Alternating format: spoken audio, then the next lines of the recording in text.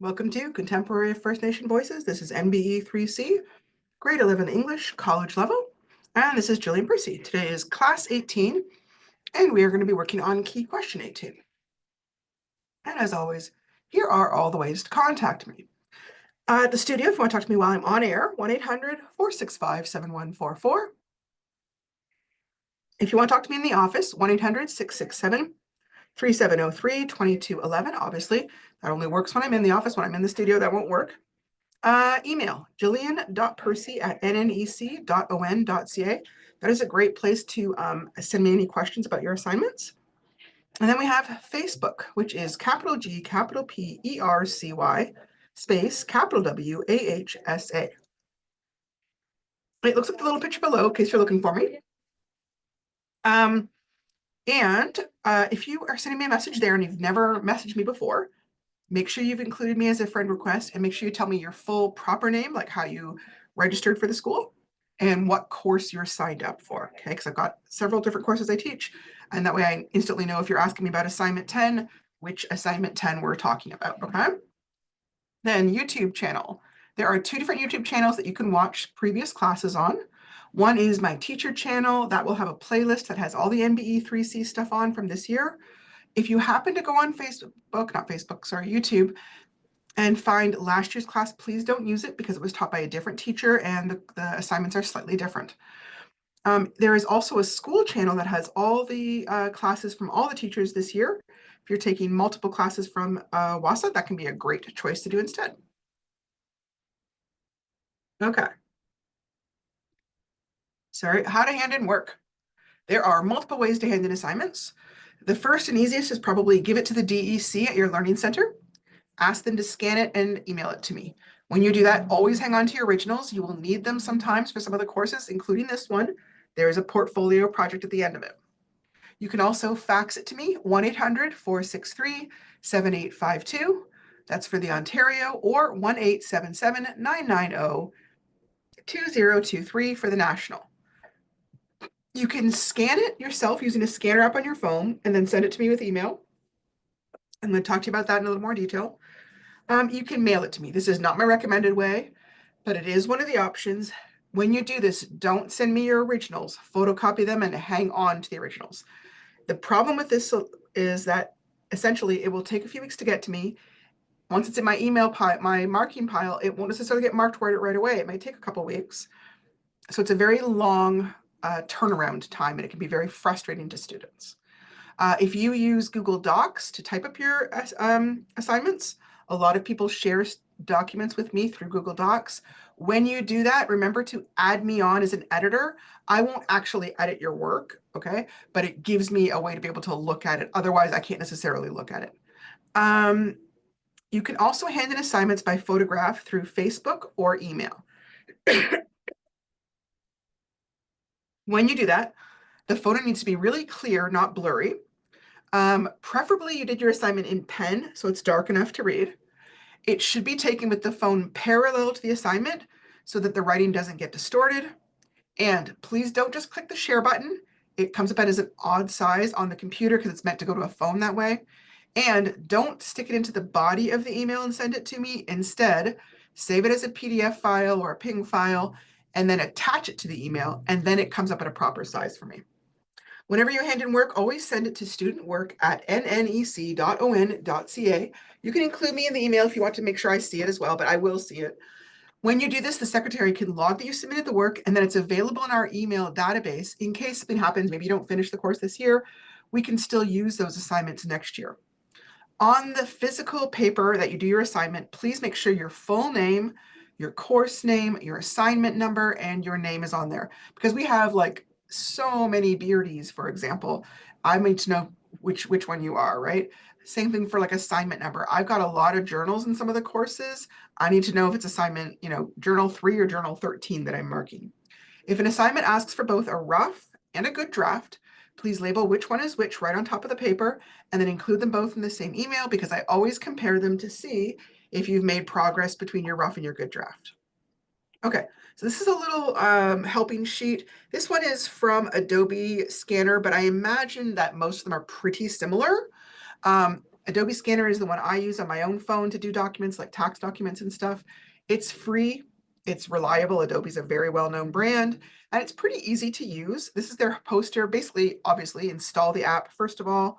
Once it's installed, open it up, hold your phone over the file until it says it's captured. It will tell you. Once it's gotten scanned, you can adjust the borders a little bit. Like sometimes it can be kind of a little bit wonky. You got some of the table included and you don't want it there. If you've got more pages to scan for the same assignment, just keep repeating steps 2 and 3 until you've got all your pages scanned, and then tap continue when you're done. Once you've got that, you can preview the scan, and that means you can go through and look, is it clear enough? Did I get a weird shadow on part of it? Did I keep the pages in order? Because you can put them in order if you mix them up. Once you're happy with it, tap Save PDF, name it like Assignment 13 for NBE 3C.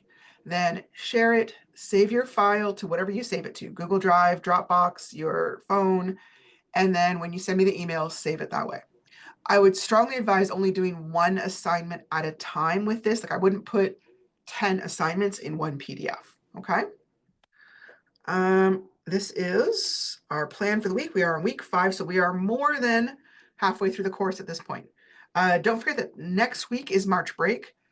None of the teachers will be here, and the office itself will be closed. There's nobody here to answer phones next week.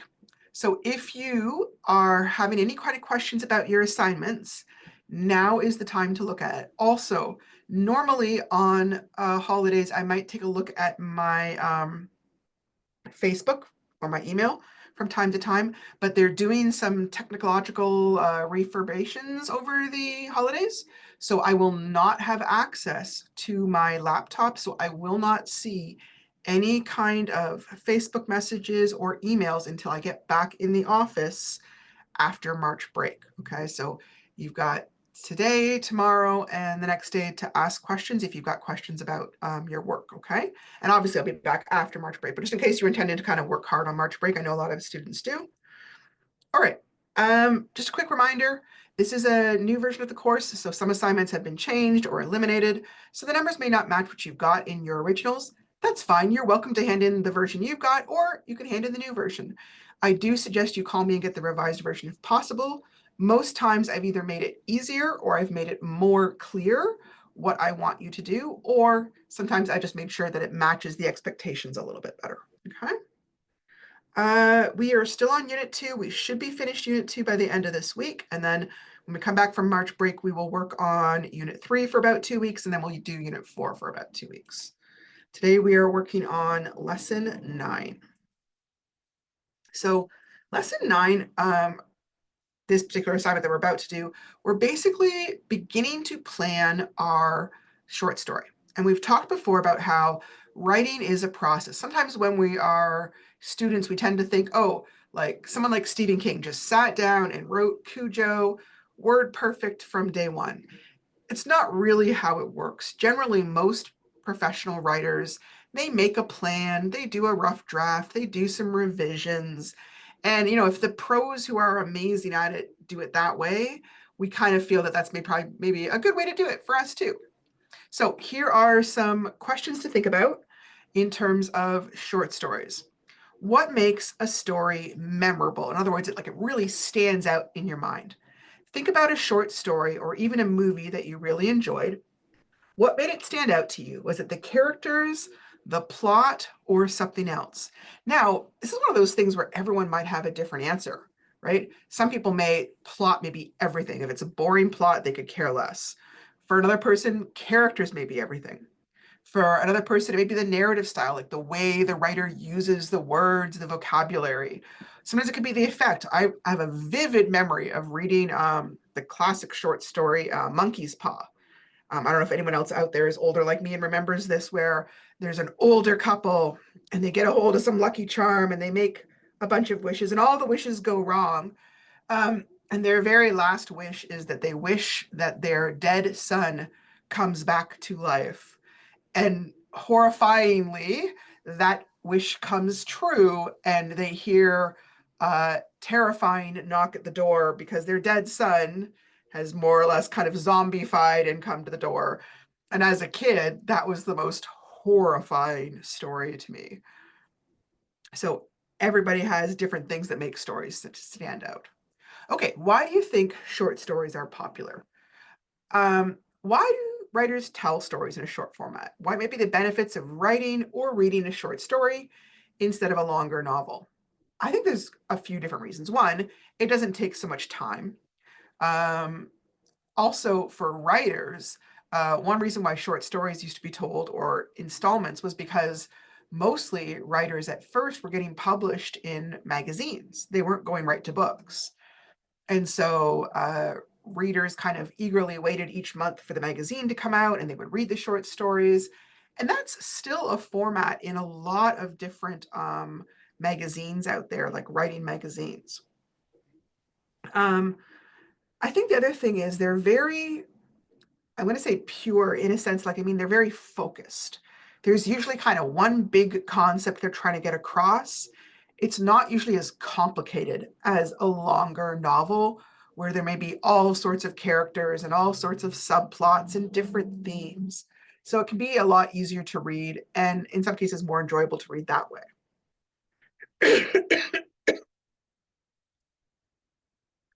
How do you think short stories differ from longer stories? Um, to me, it's not just that it's a shorter version. Like a novel, like if you look at Game of Thrones, right, for example, that's an excessively long first novel. There's no way you could tell that same story in a short story. There's too many characters, there's too many different settings, there is too many different subplots. So it really is an entirely different type of storytelling.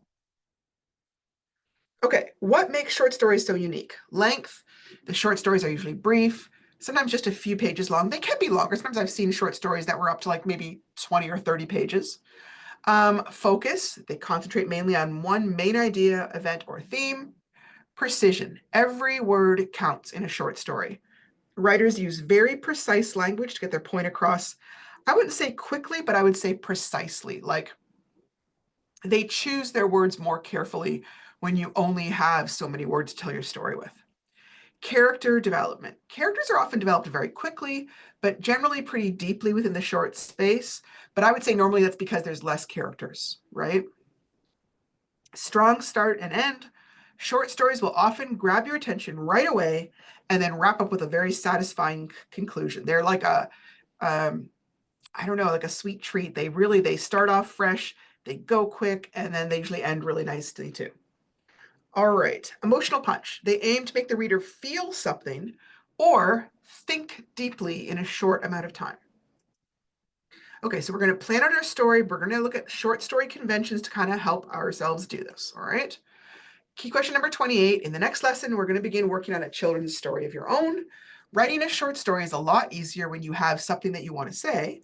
Other things that can make it easier is writing about content you already know and thinking about the specific audience that you're trying to reach. In order to make that work, we're going to begin by doing some planning or some brainstorming work. Fill out the brainstorming chart below to help you get started. So basically, we're going to go back and forth between looking at the chart to giving you some information about the chart. So this is actually will be in your unit. It says Children's Story Planning Chart. We have looked during this course at a lot of different issues facing Indigenous people today, including things like names, identity, families, sovereignty, cultural texts, spiritual beliefs, language, the arts, storytelling, customs, and traditions. To write a good book, it helps to know a lot or be willing to research about that topic. So with the story should really be based on one of the topics that we've been studying, okay? What topic do you already know a lot about, right? If you are in your spare time a dancer at powwows, then that might be a topic that you want to do. Or maybe you do beadwork in your spare time, or maybe you are an amazing hunter, or maybe you are a lawyer working in that field. I don't know necessarily what everyone's doing. So think about what do you already know a lot about? Or if you don't feel like you know a lot about any one topic, what's an issue that's really important to you that you want to write about in your book, that it's worth spending the amount of time it's going to take you to do this, to be able to do the research and spend all the time writing and all that kind of thing. Um, a lot of these topics that we've talked about here, these are big topics, okay? People have written entire novels and textbooks on these things. So we're going to have to narrow these giant topics down a bit because we only have a short story, okay? So one thing they talk about sometimes when you're narrowing your topic is the idea of a funnel. And you start off with the big idea and you slowly kind of uh, focus in tighter or make the idea a little bit smaller and begin to focus on one smaller section or example of that bigger idea because it's just more doable in a sense. So let's say you were thinking, okay, I want to tackle the idea of cultural texts. Okay, well, basically, so I'm going to narrow it down. I want to talk about a ceremony or an activity or maybe possibly an art thing. All right. I think maybe I want to focus in on powwows. All right. Maybe I want to write something like a story about jingle dancing and why I do a jingle dance. Now, it's not going to be a memoir like written from my point of view necessarily, but that might be kind of the big idea is why is doing the jingle dance important to me, right? Or any other kind of dance, right? Or maybe I want to tackle the big topic of identity. And then thinking about identity, Indigenous versus Western names. And thinking about how traditionally there's been this legal and a social refusal to use Indigenous names properly. And maybe I've got a story that I want to tell about my character or myself standing up for my Indigenous name. Now, you don't actually need to fill out a funnel. This is just kind of showing you the mental process that I'm going through between thinking of a big idea and slowly making it something smaller that I can tackle in a short story. A short story for children, keep in mind, right? We're deliberately trying to write a short story for children. By children, I'm going to be pretty loose with that. I will include like younger teens as well. Like if you want to write a story that's kind of aimed at, say, 11 to 13-year-olds, that's fine with me. I think older students aren't really going to get anything out of that. Um, and obviously, too young can be tricky because below about 3 can be pretty hard to tell a story. At that point, they're often learning vocabulary, like counting books and alphabet books and that kind of thing. Okay, so audience. Many children's stories have been written with a specific child or a specific type of child in mind.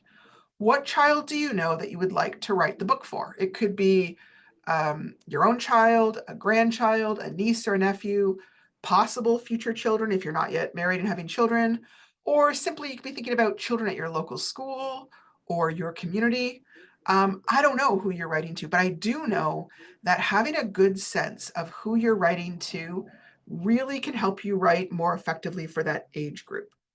One of the difficulties with writing for children is that sometimes you need to kind of make that mental switch to using more age appropriate vocabulary or remembering to explain any hard vocabulary in a way that will make sense to that age group, right? Like if I'm talking about the word identity to a kindergarten child, they can understand that concept, but I'm going to need to think about how I want to talk about it because just the word identity is probably not going to quite work for them. So it can also help you to remember to keep the story somewhat simple if you're working at looking at someone for a slightly younger age group, right? If you're writing a book for a 5 or 6-year-old, that's probably a little different than a picture book written for a 9 or 10-year-old. And even though I know 9 or 10-year-olds can read chapter books, there are still, these days especially, a lot of picture books that are really written at a high level and have more text, but they have pictures just for the added element of beauty, right? So it's a little more flexible than it used to be when I was growing up, where picture books kind of ended by about maybe grade 1, maybe grade 2. Um, okay, so topic versus theme. What's your main purpose, and what message or theme do you want to convey? So sometimes people confuse topic with the idea of a theme. Topic is just the concept you want to talk about, like identity or art. Theme is the idea or the message about that topic that you want to convey. So your topic might be, say, Indigenous languages, but your theme or your message might be that learning your native language can boost your self-esteem. So think about your topic, but think about your theme as well, because the theme is where you're going to really get the meat of what you want to get across in your story. Okay, so here they're also talking about themes versus ideas. A theme is the central idea of a text. Sometimes it can be stated as a moral or message. It doesn't have to be stated directly, though. It doesn't have to be like, losers are always punished. Liars are always punished or something like that. It can just be that, like, through the story, somebody is lying and they get caught and things go badly. It doesn't need to be stated explicitly, right? Themes explore human experiences and focus on important things in our world. Writers communicate their thoughts about things that they find interesting or concerning through the experience of the protagonist, that's kind of the hero, and the challenges or conflicts they faced. Most stories have multiple themes, and we usually state them as ideas. Now, I'm going to say a short story does not necessarily have multiple themes, okay? Themes are usually written as statements rather than a single word. Using a keyword can help you build a phrase. It does not need to identify any specific plot events happening in the story, but rather the bigger idea. For example, maybe I want to talk about bravery. Okay. My theme statement might be bravery means facing your fears and doing what's right, even when it's difficult or scary. Or I want to talk about family. Family can come in many forms, and the love and support we receive from our chosen families can be just as meaningful as that from our biological relatives. Or betrayal. Betrayal can teach valuable lessons about the importance of honesty and the consequences of our actions on others. Growing up. Growing up means facing a lot of changes like new schools and friendships, which help us learn who we really are. Now, here's the thing. Like, let's say I wanted to write a story about bravery. My story about bravery might be very different from your story. Maybe we have different ideas about what bravery looks like, or when it's important to be brave, or when we don't need to worry about being brave. So there isn't only like one correct theme. The theme is whatever you personally want to say about this idea. This is your chance to show me your ideas. Okay, so don't worry about trying to, what is the teacher looking for? What does she want? I just want to see what your ideas are. That's all I really want to do. I just want to give you a chance to kind of step on your soapbox and share your ideas with the world, or with me at least. All right, tone. Even serious topics can be written about in a variety of tones, right? Because a lot of the topics we're looking at, these are pretty serious topics. But you can still pick a wide variety of tones. What type of tone do you want? Do you want to be encouraging? Are you feeling regretful? Are you wanting kind of a silly story, something sorrowful, something full of wonder and awe? Are you wanting to convey peacefulness or joyful? Or are you feeling angry? Are you wanting to inspire others or be very calming or motivate people?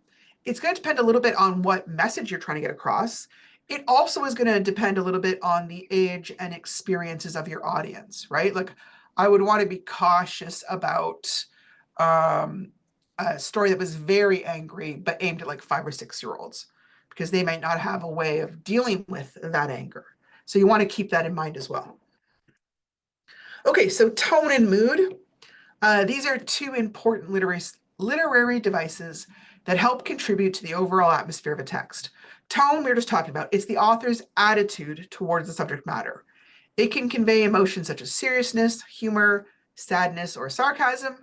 Tone can be expressed through your word choices, your sentence structure, your stylistic elements. I would also say through like your dialogue, the way you describe things, the way people talk to each other. Mood refers to the emotional atmosphere that the reader experiences while reading.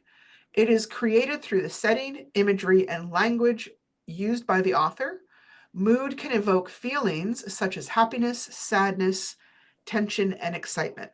Now, I want to say these are so similar to me that I would generally not make them too different, but some people do think of these as very different. For me, I mean, a reader might bring their own mood to a story. Like, maybe I'm talking about a story and I've got a very lighthearted mood, tone, but the reader has a lot of dark memories about this issue. And so they're just not able to kind of come in and have the same, pick up the tone I'm trying to convey. So that one's a little bit tricky, I think. Okay, so we're gonna look at a book really quickly. What is the tone of the book? I don't know if anyone else has read this. It's called When We Were Alone. It's pretty recently written. It's by David A. Robertson and Julie Flett. This book handles a really difficult topic, and it's aimed at a young audience. The publisher says it's aimed towards about 6 to 8 year olds. I would say I've certainly seen it read in schools, more like about 5 to 7 years olds. You make your own judgment as to whether it's appropriate for your kids or grandkids.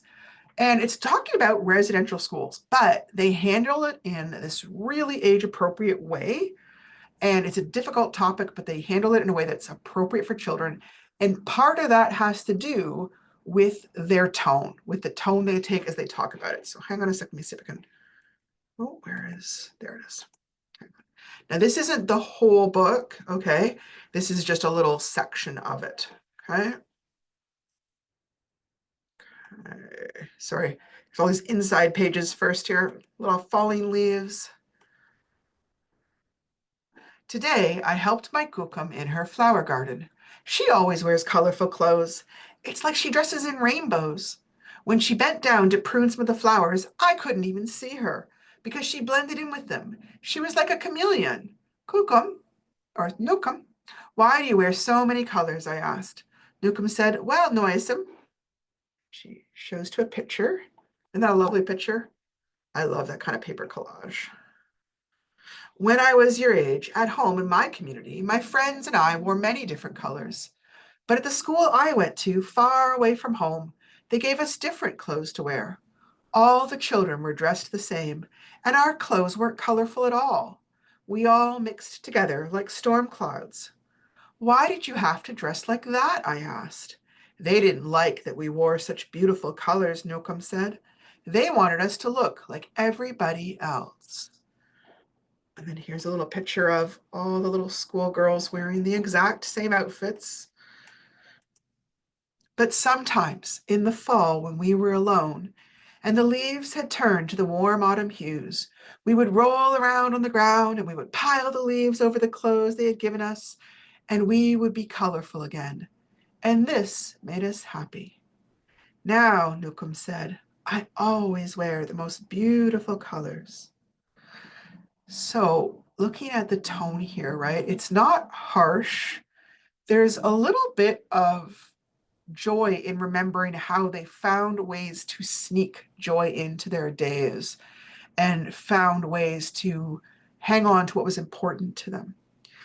And they're also like getting across the conflict there without maybe bringing up some of the more horrific things that happened that might be difficult for a really young child to hear. So the tone is a little bit sad, but also a little bit triumphant in terms of like, but now I'm my own person. Now I get to do this, and this is why I do this. And so there's just this lovely tone here that makes it a really beautiful read for young children. I'm positive that Sue Lookout Library has this if you haven't had a chance to see it. And I'm pretty sure there's a YouTube video read aloud too, if you want to share that with some of the children you know. It's a really lovely book. Okay. Setting. Where would be a good setting for the story? Is it set in the future, the present, or the past? If it's set in the past, how long ago? It does make a difference. Like something set 10 years ago is going to have very different technology, clothes, and things going on than something set 60 years ago or something set 100 years ago. So you need to kind of have it in your mind when this is happening as well. Setting includes the time, place, and they're saying atmosphere and mood. I wouldn't say necessarily that. Setting relies heavily on descriptive language and connotation, the ideas and feelings associated with particular words. I think we talked about that a little bit the other day, right? How some words have two layers of meaning, and one is just neutral, it's just descriptive. Like that is a piece of wood on, 4 legs. Oh, that's our You know, trying to think of an example here. I think in the original we used the example of house versus home. Anything can be a house, but a home has more warmth and love attached to that idea. Okay, where? Okay. So when analyzing setting, you want to think about now. Analyzing is more like analyzing what you're wanting to do. You may have, like some people have very strong pictures in their heads. You may already have a really clear picture of where you're wanting this story to happen, or that may be a bit vague for you. You might want to look at some photographs. You might want to kind of sit and daydream a little bit and imagine where would this story make the most sense for it to happen. So time might be the time of day or time of year when the story is set. You might want to consider the association you have or that your readers might have with particular times of day, seasons, months, or historical eras. Hang on. Sorry for the pauses. I've got a little bit of a cough. I'm trying not to cough in everybody's ear out there. Place, the room, building, town, state, or country in which the story is set. Consider the associations of particular places, like what does it mean to be indoors or outdoors? Rural, which is like kind of farmish land, a reservation, urban land, which is like city land, beaches, schools, mountains. They all have different kind of connotations and ideas associated with them. And then we talked about mood and atmosphere. The thing about mood and atmosphere is like, so let's say I'm talking about a house. It's different if I'm going into a brand new house that's never been lived in versus a well-loved farmhouse that has a family of 20 living in versus an old abandoned house living deep dark in the woods that's falling apart and might be filled with ghosts. So that's when they're talking about setting, the kind of atmosphere that is in that place is sort of part of the setting as well. These are some of the ways that people get across the setting. We'll probably talk about this again when we talk a little bit about the actual writing, but I do want you to kind of have this in your mind as you're planning your stuff out as well. Figurative language. Figurative language is when you're kind of trying to get a lot of images, kind of poetry stuff going on, comparisons. The abandoned house loomed in the distance, its windows dark and hollow like empty eyes as the evening fog curled around its sagging porch like ghostly fingers. Ooh. All right, descriptive language. The fading light of the afternoon bathed the rolling hills in a warm golden glow, illuminating the scattered wildflowers that dotted the landscape. Oh, I can see that. I want to go roll in the wildflowers. Sensory details. That's where you're talking about trying to get across what you can see, hear, smell, taste, feel. In the bustling market, the scent of sizzling street food filled the air, mingling with the chatter of vendors and the bright splash of colorful fabrics swaying in the wind. And then word choice to convey the mood. The vast, barren landscape stretched endlessly under a sky of pale gray with not a single sound or movement to break the oppressive silence. Oh, that I immediately picture some poor soul lost and it's foggy and they can't find their way and they don't know where they are and they are feeling pretty bleak. So you can use how you talk about the setting to kind of get across more information to your readers. Okay. Different ways that an author can convey your ideas about setting include you can directly mention the time. At exactly midnight, the old clock tower chimed, echoing through the empty streets. Or I could mention a date. On the morning of July 4th, 1918, the soldiers prepared for battle under a cloudy sky. Or I could directly mention a specific place. In the heart of the bustling streets of Mumbai, the colorful chaos of the local train station buzzed with life. I can give you clues about historical eras by describing things. Gas lamps flickered on the cobbled streets as horse-drawn carriages rattled past, casting long shadows in the fog. Well, obviously that's not talking about modern day, right? Because we don't have gas lamps and our streets aren't usually cobbled and we don't have horse-drawn carriages anymore. Description of fictional locations.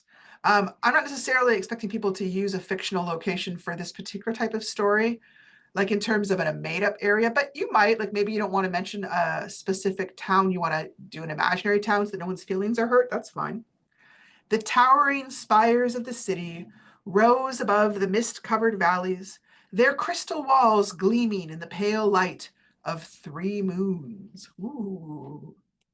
All right, characters. Who will be the main characters? What are their names, ages, genders, relationship?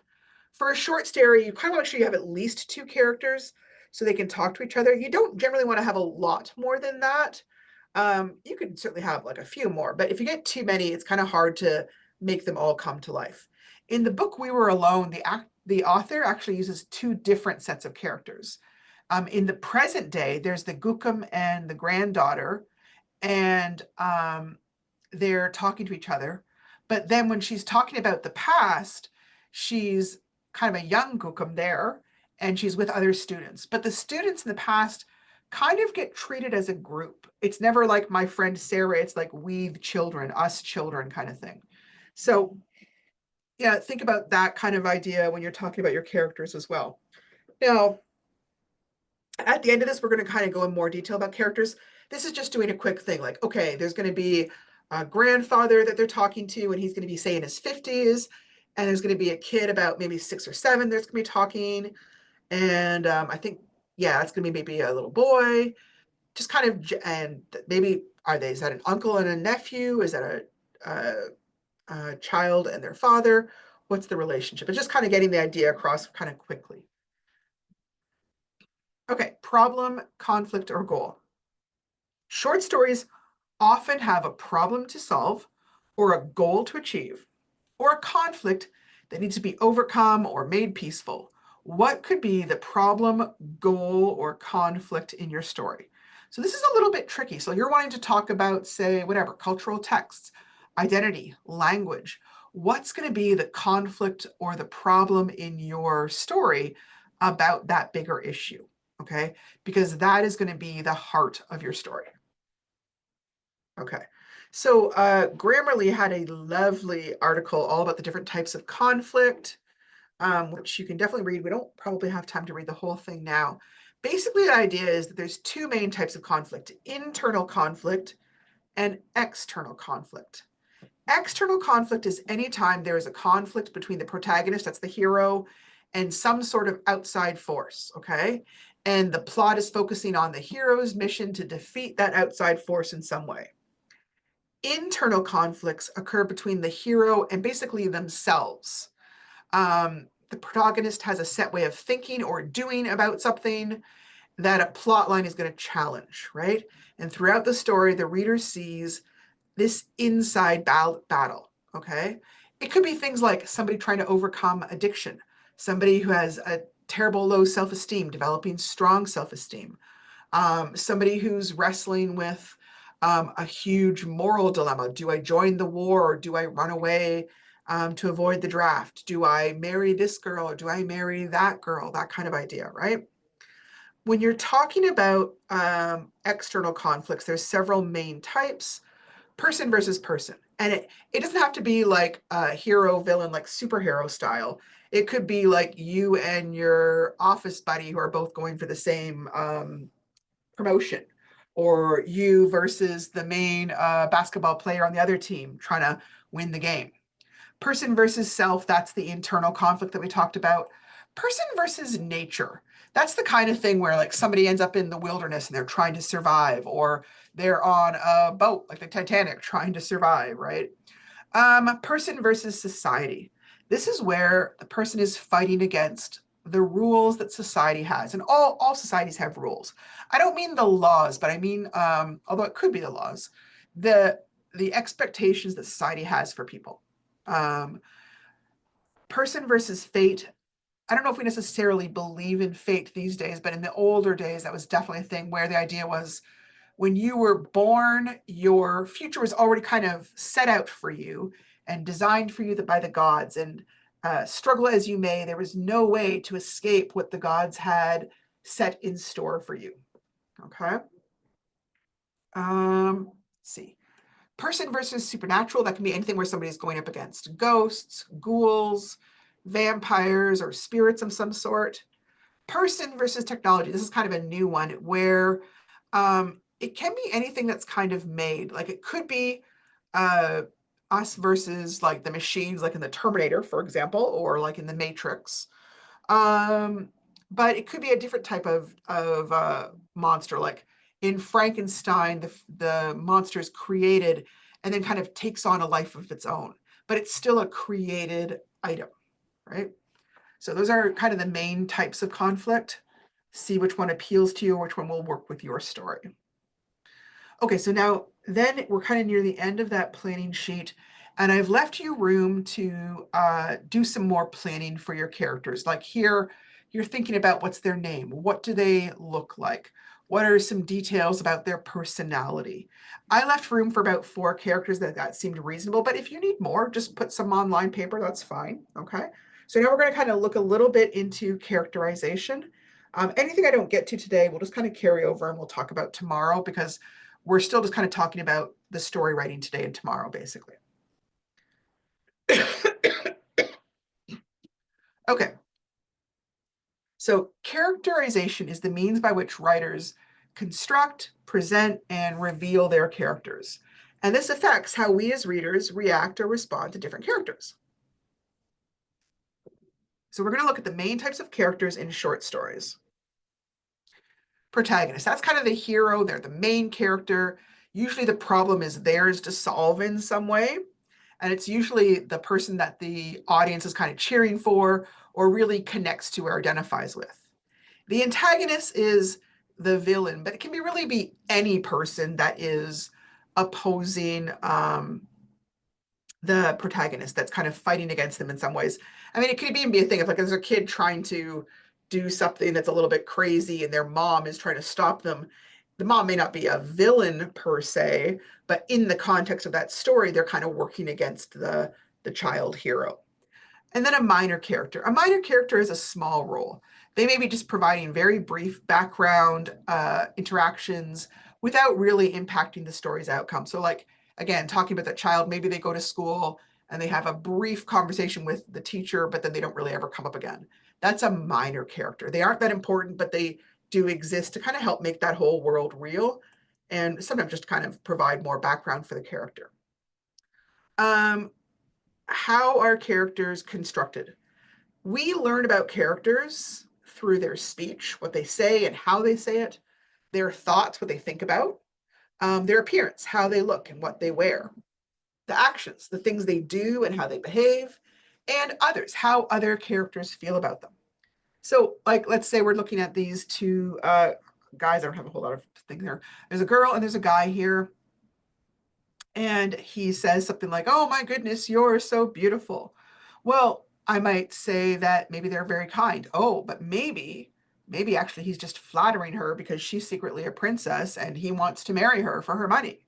So maybe he's not kind. Maybe he's sneaky or a little bit sly, right? What do they think about? Not all stories tell you what characters think about, but when they do, that's usually a good key for what they're about. Appearance. This is tricky. I don't necessarily mean the idea of like whether they're beautiful or not beautiful, but things about like, was their hair messy because they aren't brushing it for a month because they're in a state of depression? Or is their hair perfect because appearance is so important to them and they spend an hour every morning making sure their hair is just right and their makeup is just right? Those kind of details about appearance tell you something about the person's inward character.